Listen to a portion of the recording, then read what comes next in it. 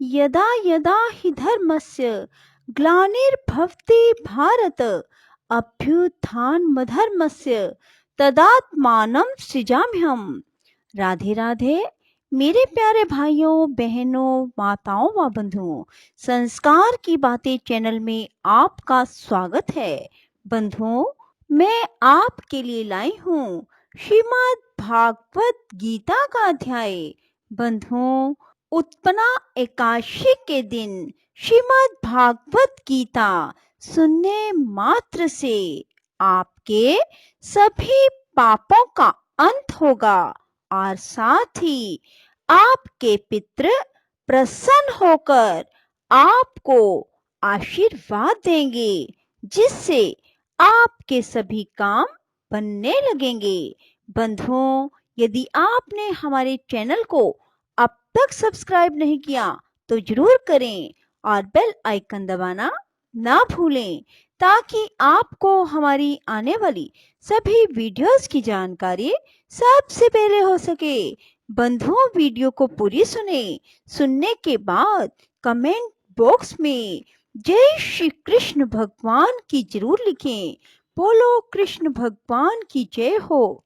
श्री कृष्ण भगवान बोले, हे अर्जुन, तुझ दोष दृष्टि रहित भगत के लिए इस परम गोपनीय ज्ञान को रहस्य के सहित कहूंगा कि जिसको जानकर तू दुख रूप संसार से मुक्त हो जाएगा। यह ज्ञान सब विद्याओं का राजा, सब गोपनीयों का भी राजा एवं अति पवित्र, उत्तम, प्रत्यक्ष फल वाला और धर्म युक्त है।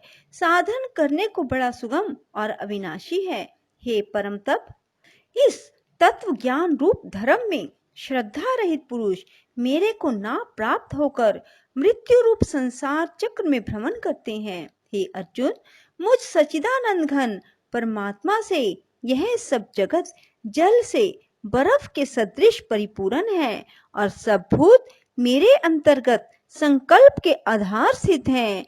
इसलिए वास्तव में मैं उनमें स्थित नहीं हूँ और वे सब भूत मेरे में स्थित नहीं है, किंतु मेरी योग माया और प्रभाव को देख कि भूतों का धारण पोषण करने वाला और भूतों को उत्पन्न करने वाला भी मेरा आत्मा वास्तव में भूतों में स्थित नहीं है, क्योंकि जैसे आकाश से उत्पन्न हुआ सर्वत्र विचरने वाला महान वायु सदा ही आकाश में स्थित है, वैसे ही मेरे संकल्प द्वारा उत्पत्ति वाले होने से संपूर्ण भूत मेरे में स्थित हैं।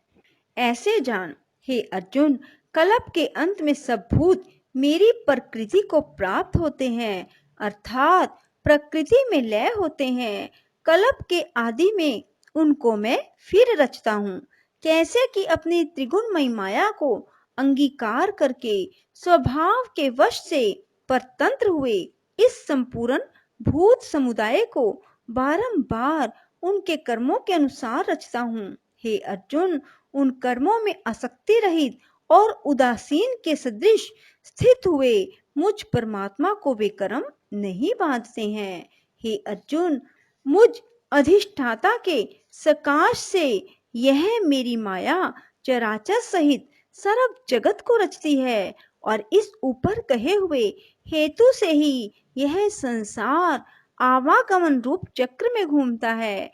ऐसा होने पर संपूर्ण भूतों के महान ईश्वर रूप मेरे परम भाव को ना जानने वाले मूढ़ लोग मनुष्य का शरीर धारण करने वाले मुझ परमात्मा को तुच्छ समझते हैं, अर्थात अपनी योग माया से संसार के उद्धार के लिए मनुष्य रूप में विचरते हुए को साधारण मनुष्य मानते हैं, जो कि वृथा आशा, वृथा कर्म और वृथा ज्ञान वाले अज्ञानी जन राक्षसों के और असुरों के जैसे मोहित करने वाले तामसी स्वभाव को ही धारण किए हुए हैं। परंतु हे कुंती पुत्र, दैवी प्रकृति के आश्रित हुए जो महात्मा जन हैं, वे तो मेरे को सब भूतों का सनातन कारण और नाश रहित अक्षर स्वरूप जानकर अनन्य मन से युक्त हुए निरंतर भजते हैं। वे दृढ़ निश्चय वाले भगत जन निरंतर मेरे नाम और गुणों का कीर्तन करते हुए, मेरी प्राप्ति के लिए यत्न करते हुए और मेरे को बारंबार प्रणाम करते हुए सदा मेरे ध्यान में युक्त हुए अनन्य भक्ति से मुझे उपासते हैं।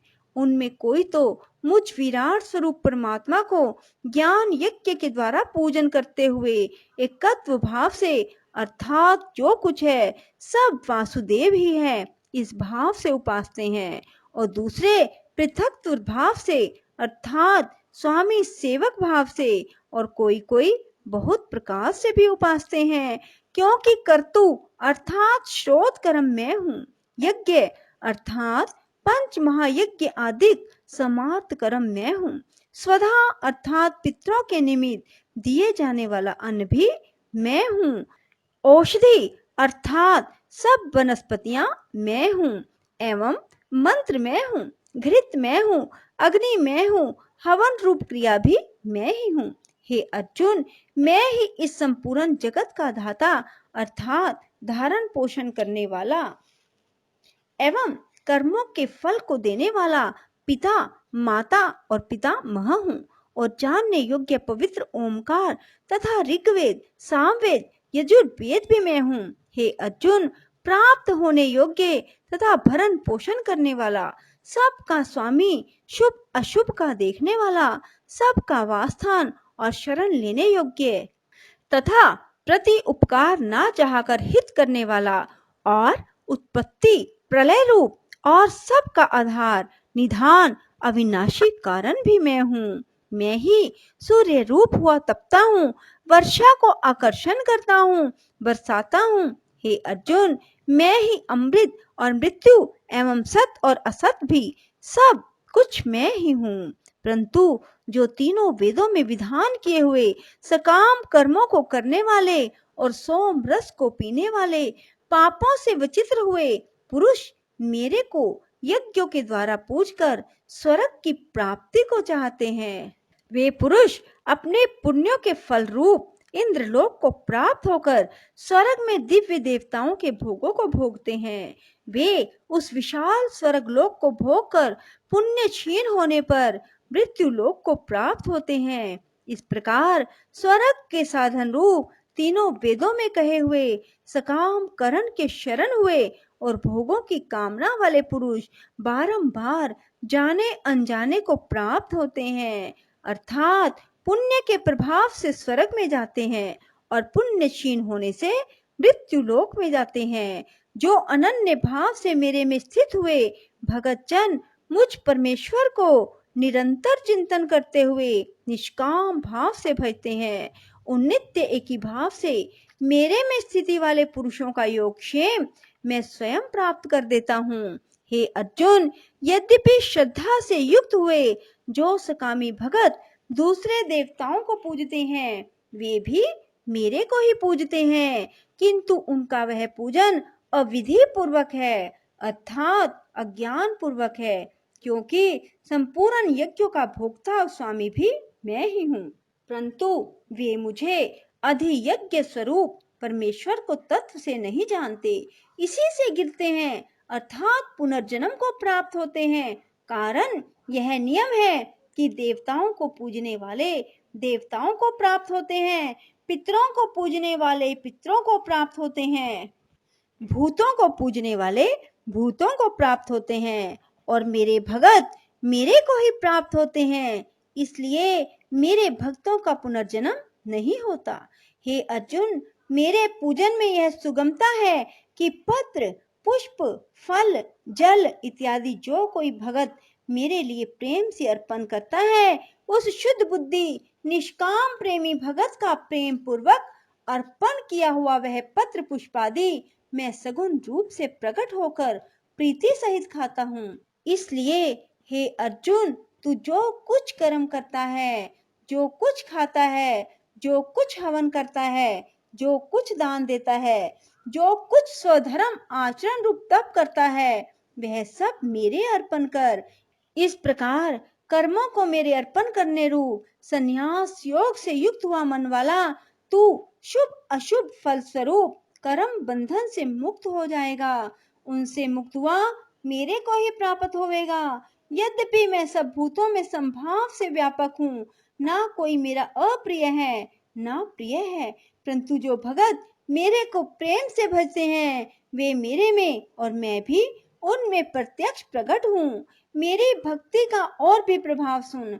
यदि कोई अतिशय दुराचारी भी अनन्य भाव से मेरा भगत हुआ मेरे को निरंतर भजता है वह साधु ही मानने योग्य है, क्योंकि वह यथार्थ निश्चय वाला है।